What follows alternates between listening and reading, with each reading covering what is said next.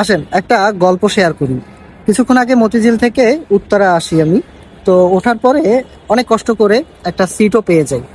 তো কিছুক্ষণ যাওয়ার পরে পরের স্টেশনে এক বৃদ্ধ লোক ওঠে। তো উনি আমার সামনেই দাঁড়িয়েছিল। তো কেউই আসলে ওনাকে সিটটা ছেড়ে দিচ্ছিল না। আমি কয়েক সেকেন্ড সময় নিলাম, দেখলাম কেউ সিটটা ছাড়ে কিনা। তো আমি তাকে সিটটা ছেড়ে দেই এবং সেই বৃদ্ধ লোক আহ, খুবই খুশি হয় এবং আমার মাথায় হাত বুলিয়ে উনি এক প্রকার দোয়াই করেন। তো আমি এই ঘটনাটা কেন বললাম, কারণ আমাদের তো আসলে মেট্রোতে খুব কম সময়ে আমরা অনেক দূরে যাই।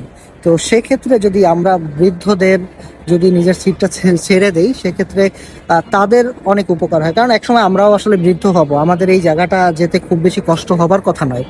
তো আপনারা অনেকে বলেন না যে জীবনে সুখ নেই, শান্তি নেই, সম্মান নেই। আসলে সুখ, শান্তি কিংবা সম্মান এমনি এমনি কেউ দিবে না। আপনার এর জন্য এটা অর্জন করে নিতে হবে, কিন্তু এটা অর্জন করতে কিন্তু খুব বেশি কষ্টের প্রয়োজন হয় না।